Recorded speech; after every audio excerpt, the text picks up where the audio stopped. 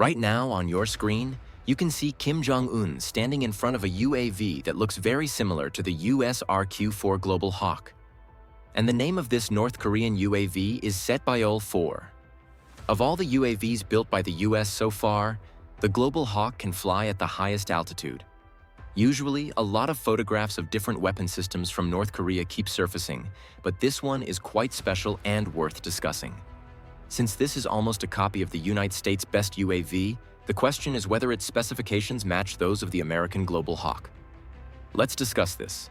Historically, most of North Korea's military investments have been directed against the US and South Korea.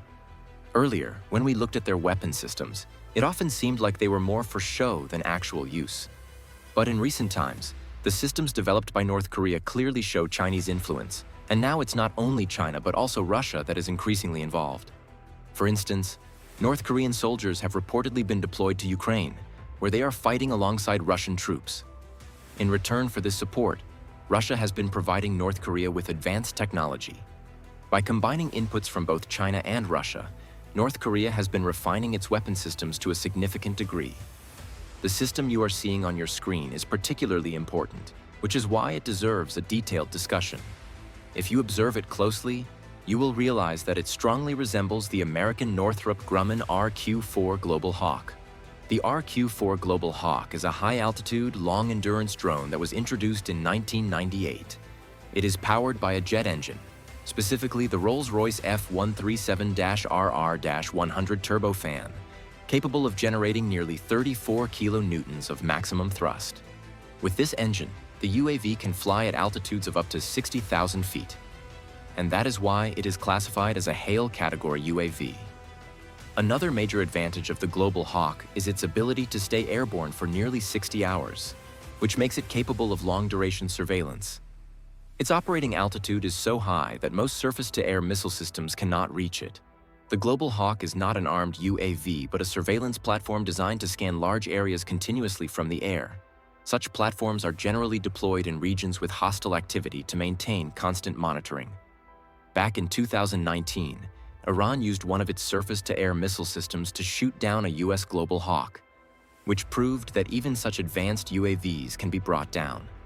Despite this, the Global Hawk remains highly valuable, as it can be used for reconnaissance, electronic intelligence, signals intelligence, imagery intelligence, and communications intelligence. Now, if you carefully examine North Korea's UAV, it appears to be an almost exact copy of the Global Hawk. Most likely, it has been fitted with the Chinese or Russian engine, though the details are not yet available. In terms of design and dimensions, it looks nearly identical to the US Global Hawk, but its performance is unlikely to match that of the original, as North Korea does not have access to the same level of technology. However, even if this system can deliver around 60 to 70% of the performance of the Global Hawk, it could still pose a significant challenge for South Korea. This is especially relevant considering the heavily monitored demilitarized zone between North and South Korea. Looking at this development, one more thing becomes clear. UAVs are not the most complex systems to build. With proper investment and intent, many countries can develop such platforms. Geographically, neither North Korea nor South Korea are very large countries. North Korea's UAV can conduct surveillance and gather intelligence on South Korea without even violating its airspace, which is a matter of concern for South Korea. And since it is quite large in size and has long endurance, it could also serve as an excellent surveillance platform in the Pacific, which again raises concerns for the US. The Pacific and the South China Sea present a scenario where conflict could break out at any time, and the US usually has 2 aircraft carriers deployed there. The story doesn't end with North Korea making a copy of the US Global Hawk. There is also news that North Korea has developed a UCAV similar to the US attack drone MQ-9 Reaper. For now, its pictures have not been released.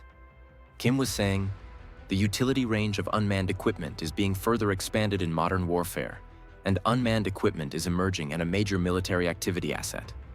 Hong Min, a senior researcher at South Korea's Korea Institute for National Unification, told the North could be sending a message to its adversaries, the United States and South Korea, whose forces have been holding military exercises this month.